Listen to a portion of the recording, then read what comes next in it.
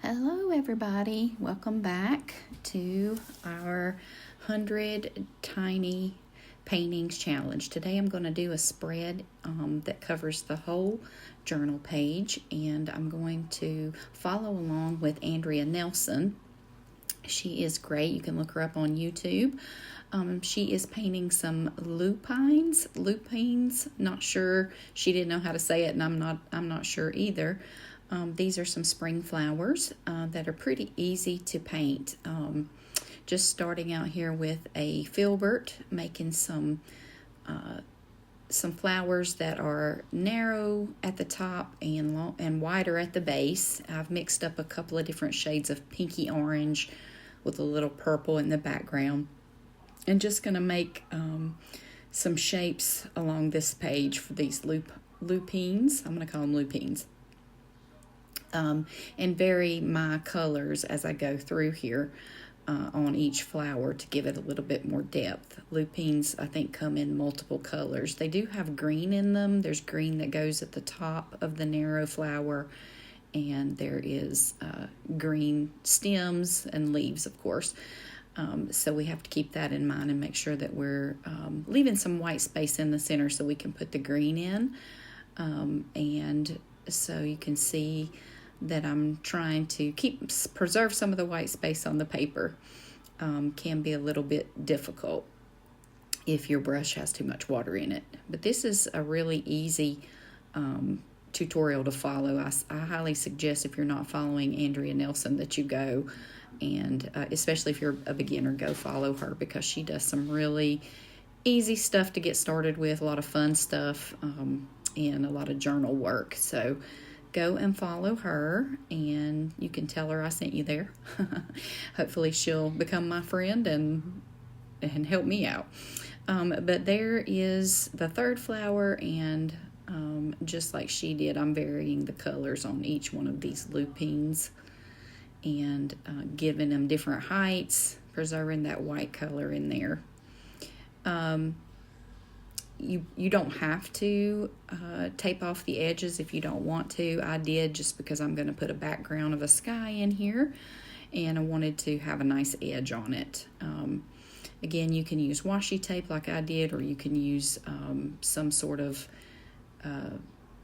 painter's tape. Just the less sticky, the better.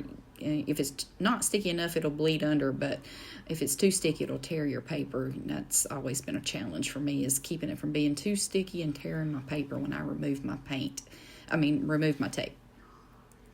So anyway, painting in our sixth flower here on the side, and getting that in there. I'm going to have to let it dry just a little bit before I can go in with a lot of the green. So I'm going to mix up some green, still using the same brush, and going to start putting in some of the stems here in just a moment. This is my first time doing a voiceover, so you guys bear with me. I hope that this works, because I have not done it before. All right, looks like I'm getting ready to start in with my greens. Yep. And depending on how wet your flower is, you'll have bleeding into there. So if you don't want a lot of bleeding, make sure that these are all the way dry. You can dry it with a hair dryer or wait and let it dry naturally. But there is going to be green up there at the top of the flower, so make sure that you're putting your little green at the top, drawing your little stems at the bottom, and then putting in the hint of the stems in the center of the flower. You can vary your shades of green if you'd like, or you can keep them all the same. Totally up to you. I think Andrea varies her shades a little bit in each flower to give it more depth. But this is just really simple. Just make sure you're keeping it narrow at the top, wider at the bottom, and then drawing in your stems. So it was really wild here today. It snowed this morning outside, and it was so beautiful, and the ground was all covered. And this afternoon the sun popped out, and now all the snow is gone. Just like North Carolina, you can never know what our bipolar weather is going to do. I imagine by next week it'll be up in the 70s. That's just the way it is here in North Carolina. It can be freezing cold one day and the next day it's warm and you want to put on shorts. Sometimes can be confusing for flowers. They'll sometimes pop out too soon and then they get burnt up with frost and they go away. So hope that doesn't happen this year, as I love when the spring flowers start coming out. And okay, so we've got our green in here. Looks pretty good. The stems, and got the top of the little buds that are green at the top. I'm going to want to let this dry a little bit more. I'm going to darken up some of the green at the top there. Make it look a little bit more like it's still growing, still popping out flowers. This is such a fun one. Just really brings out the spirit of spring. These flowers do. I love flowers.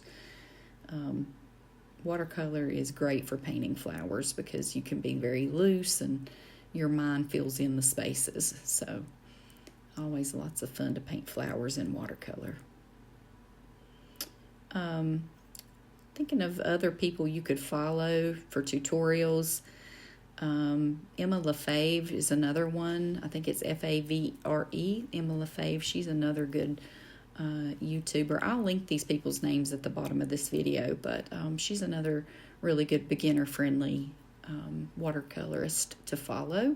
She's also written a book that I have that gives some good tutorials and practice things to do in it. I hope I can get to that level one day where I can write a book. That'd be awesome. All right, what are we doing now? I think with the magic of editing, I will get this a little dried, and then we will go in and deepen the flower petals and give another layer of flower petals to give it more dimension. So just letting this dry. Oh, now we're going to put in some leaves at the bottom. Yes, so I switched over to just a round brush, and I'm just mixed up some green, and I'm just putting in just very simple leaves at the bottom. Very, very easy to do, just swiping in some leaves. And then Andrea says she likes to add blue to her leaves, so you'll see me do that as well, adding just a little bit of blue. Doesn't really matter what color blue. I think I chose a cobalt blue to add to mine, just to give it more depth and dimension. Because if you look at things, they're not just one color. There are always multiple colors, right? And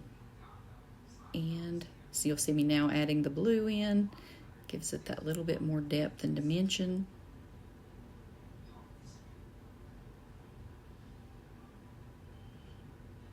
So I don't know if you are from North Carolina or not, but if you're watching and you're from North Carolina, don't know if you've seen in the news lately the evidence that's coming out in the case about Aisha Degree. If you're from around here, everybody knows about Aisha Degree.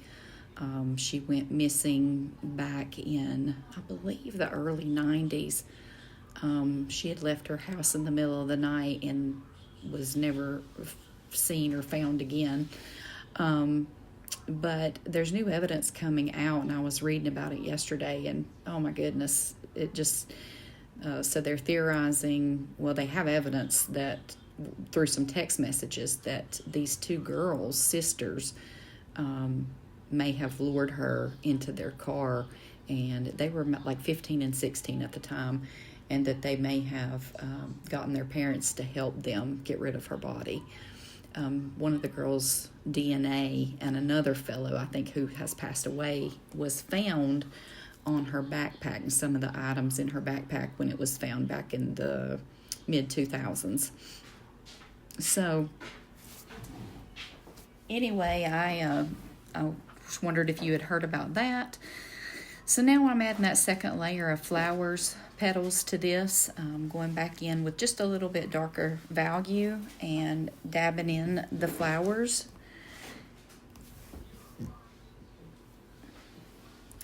And making sure that it has lots of depth and dimension. And I apologize if you hear the sound in the background. My husband's getting ready to cook dinner because we're starving. And that is going to be, I think we're having beanie weenies. Not sure. Again, another southern thing. If you live in the South, you might like beanie weenies, which is basically baked beans and hot dogs. It's delicious.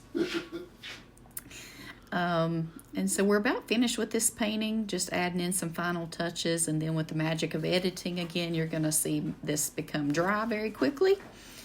And now I'm ready. I've dried it and I'm ready to put in my background. I just mixed up a pretty blue color. You can get as close to the flowers as you like. I don't get every bit of the white space covered. It's just my style. It's personal preference. But make sure your flowers are dry, because if you go to put the sky in and it's wet, of course the flowers are gonna bleed into the sky and it'll look funny.